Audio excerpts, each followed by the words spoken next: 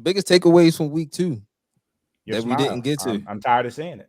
You know, I'm sorry, yo. I'm sorry. I'm sorry. you over there Black glowing. boy You over there Joy. glowing and shit. Like fuck. Black it, boy man. Joy. I'm sorry. I'm sorry, Black boy Joy. I'm sorry. I think it's, I mean, go ahead. I'll just say real quick, yo, Sam Darnold, another, yo, you playing hella, yo, you're playing great. You're playing great, man. 2 weeks. You're playing good, man. That was definitely one of mine. The shout out to the Vikings, whatever. Playing great. But mine is just Kyler Murray is a goddamn thrower of the football, boy. Like when I see Kyler Murray, when I see Kyler Murray, like he can throw the ball, dog. If he got an offensive line and he got some weapons there, yo, Kyler Murray is, and you have been saying this for a couple years now, Nick. He's nice. Like the way he can get out the pocket, and he can run more than he runs. He just doesn't run because he can throw the damn ball any way he wants to. He has the arm strength for him to be that. That's why I don't want to hear anything about Bryce Young, because he got the arm strength. They need the same side, and he can see the field. Like that touchdown pass he yesterday in the back of the end, not the one to Higgins when he got out the pocket and just tossed it across his body, the back of the end zone. It landed perfectly in. I was Kyler Murray's that. I'm not gonna say too much. Yeah, I'm not gonna say too much many bad things about Kyler Murray. He was getting killed. He was getting killed for having an ACL injury and then coming back and you're supposed to give grace coming back from injuries like that. And he played well last year. I mean, and before he got hurt, he was throwing the lemons with no offensive line. Yeah, you know what I mean. So it's like people, the narratives don't match reality, bro. Breaking news: do we know Debo was out? Too? Yeah, I just saw that. He got strain calf. He got the same thing Russ got. My fantasy team is done. Yeah, I see. It's terrible. It's bad. All right, Scar. See, I lost last week, but I don't already. Yo, when fantasy is great when you got one player left and they don't, and you already winning. Oh yeah, it's a good feeling. Like I love that. I wish I could bench him. I wish I could bench him. Like, yo, you ain't got to play, yo. I did that last week with McCaffrey. I was like, I used to do that. I don't even need to. Yeah, like, yo, B. John, I don't even need you tonight. On my ticket, I need you. On my ticket, I need you. Puka, Kenneth, and Debo all gonna miss weeks for me, probably. That's tough. Damn. Yeah, I got cool out. This league. It's one of them years.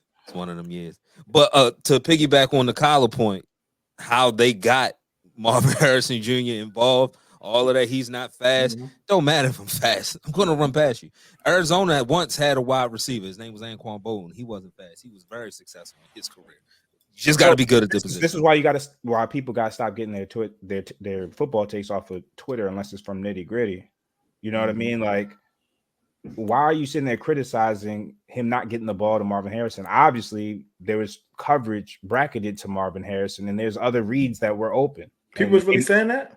Bro, they were killing Kyler. Yeah, they was killing Kyler. They said all he did was at the one game. He said, Marvin Harrison. Well, man. They judged the one that he was wide open on, but they neglect to mention that Kyler was scrambling the opposite way. Well, I ain't never seen a bigger FU than I seen week 2. Obviously. Oh, that was definitely an FU game. That was definitely an FU game. Did you see what he tweeted after the game? Who, Kyler? Little yawn emoji, like, yo, this is regular shit. Right. Regular shit. It's light. His big thing is health. He just gotta stay healthy. Yeah, that's everybody's big thing, though. But I mean, we came on the show a couple times. He little at that quarterback position. Like he just Lamar, biggest thing is staying healthy. Right. Yeah, we came on here a couple times when it was up in the air if Kyler was going to stay, if he was going to be a target that we would go after. My main thing was, can he survive the North? And it wasn't talent, though. It damn sure ain't talent. That talent is there. I mean, since we talking about little quarterbacks, Bryce got benched. Yeah, man, but it's time for that though. Like I don't know if he should be benched forever, but he can't play. He can't. Listen, you gotta give him another. I guess he's no one pick. I guess give him another chance.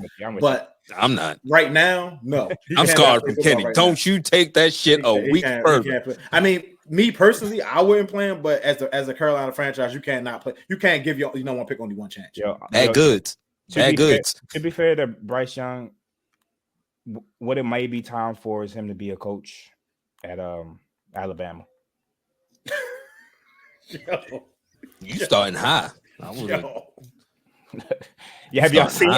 He's missing reads. There's people wide open. He's missing reads. The thing that on in the double coverage, and it's what they said in college that would make him great in the league. It ain't translating. It was accuracy, arm talent, none.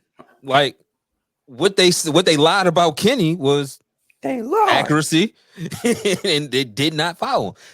Some people peak in college. There's nothing wrong with that, but you got to live. Some GMs fuck up. Yeah, you got to live with the fact that you drafted a 5'7" quarterback. Owners too. That leads to my biggest takeaway, Sko, from the weekend. You said Bryce Young, but just inadequate play from some of these young quarterbacks. I'm looking at Will Levis in Tennessee. I'm looking at Anthony Richardson. I'm looking at Bryce Young. I'm looking at Caleb Williams. It was a couple years ago. I mean, rookie quarterbacks was coming in. They starting day one, and they were producing for all intents and purposes. These guys are looking like now maybe they need that red shirt year that year in the NFL to kind of just sit back, because the way Caleb looks in that offense, they looked a whole lot better with Justin Fields last year. Now, granted, he's 2 games in his first 2 games in NFL, but no offensive touchdowns from the guy who's supposed to be the next. They was calling him the next Pat Mahomes at one point. But I talked about Caleb Williams last year. I saw him against Notre Dame, a pro defense. He didn't look good. Nope. I talked about it. He didn't look good. Mm-hmm. He didn't move the ball when he got out the pocket and tried to create, throwing across. You can't throw across the middle at this level. They too good. They too fast. You can't get out the pocket and do all that. They too good. You got to have the tackles to take you down. You got to have the humility to know that you don't know everything right now. Yeah. Too. And I don't know if he's exhibited any humility to learn and get better at his craft. He thinks he knows everything, so let his ass get beat up and figure out on his own. Will Levis. You got it. Why are you throwing the ball 7 yards behind you? Like, he got cussed out by his coach, by Bill Callahan. Now Brian Callahan's been going in. Brian Callahan, I'm sorry. He said he got cussed out by his head coach yesterday. What the fuck are you doing? He got leaned in the post game presser too. Yeah, I like it. He kept going. I liked it. So, he said, "Yo, he made the same mistake last week, and he did the shit again." Like, I'm talking. Yeah. If you signed Mason Rudolph, play him. I'm with Keys now. 1 week, at least 1 week. I ain't got to worry about it no more. Put that motherfucker in. At least 1 week. At least 1 week. Yo. You got to do it for 1 week. You can't make two bad decisions like back to back. I love Mason Rudolph now. 3 interceptions yesterday against the Packers. Inconsistent. Like, we just saw the Eagles do whatever on them. Like. Right. So it's been bad quarterback play from some of these young guys, and it's got to be better if their teams are going to go down the line. I mean, Jaden Daniels had over 280 yards all purpose yesterday in the air and the ground. His team got a win. Shout out to him getting his first dub. But outside of that, and I mean, you could say he really not even getting down. Like, he's going to get killed if he don't start getting down. Like, he got to stop taking these hits too. Watching him get bent like a pretzel yesterday. Like, he's got to learn to get down. Pause. Yeah, that was crazy. Hey, you good for 1 a week. Malik Neighbors. Malik Neighbors had a he had a big drop yesterday. Big drop. He had a big drop, but he played great. He did. But here's a takeaway: 10 for 127 and a tutty. Yeah, he had a big game. Here's a takeaway: passing touchdowns through 2 weeks: 2019 105, 2020 110, 2021 110, 2022 105, 2023 86, and 2024 and pending Monday Night Football 66 passing touchdowns thrown. Mm-hmm. So I don't know what that says, but it might say defenses are catching up to modern offenses. I'm seeing that, and how teams are leaning on the run again. It's refreshing. I hope the running back gets paid, because it seems, run that rock. I mean, you saw Green Bay solely won because they rushed for like 250 yards. Mm-hmm. Yeah, Joe. If Anthony Richardson ain't ash, Malik Willis, you put pressure on Malik Willis to have to throw the ball. Like, the fact that they didn't even have to throw the damn ball is an indictment on Anthony. League and rushing, like, come on, man, like, it's crazy. Yeah. I saw that stat too, Nick, and it makes me feel a little better, because it's like, oh wait, the NFL is catching up to our offense. Wait, no, to your point, if that's the case, then playing defense, ball control, and time of possession is going to lead to good things more times than not. I guess Tomlin's a genius after all, right? Yeah. My last one's go. Nico Collins a dog. 8 receptions, 135 and a tutty. Jesus, big time. Nice. Yeah. When they finally figure out how to get Tank Dell included with them, it's going to be even scarier for Houston. And right now everything's not on his arm. Like, CJ just make the plays that's there, and then you can lean on Joe Mixon. Is Mixon out? But is Mixon out? He came back last night. He came back. He came back. Okay. I know he got rolled up on last night. Yeah, he got hip drop. Hey, league, y'all made it a point. Gotta call it now. Mm-hmm. I've seen a couple that weren't called throughout the league these last 2 weeks. You gotta call it. Cooper Anything Kupp else? looked like a hip drop a little bit.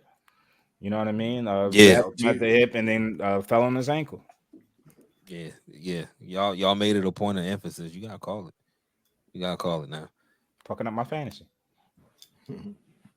Yeah, man. Yeah. Anybody got a running back for me before we get out of here? Anybody got a running back? Meet me in the chat, so we might have to make some business. I need some wide receivers. I need everything. Which one? Which league? The Nitty. Yo, hey Keith, I don't know who did this, but they gotta recognize that I'm a champion and I'm always in the playoffs. So for whoever tried to trade me a kicker for Calvin Ridley, don't ever disrespect me like that again. I don't know who it was. I don't know. It was in our league. It was in our league. But I effed up and I didn't play Calvin Ridley. I started Jackson and Jigba. Cry 2 days in the bucket, right? They both had good games. Yo, I looked into the proposal. That shit said Kyle Fairbairn for Calvin Ridley. I said, y'all. Kyle Fairbairn, he killed me in the Nitty League. He got like 17 points last night. Like, do y'all know who I am? I'm not gonna do that. Why would I do that? But yeah, I just gotta put that fly out. If you're listening, I love you. Don't ever do that to me again, please. It's disrespectful. Let's go to the last commercial break. Nitty Gritty.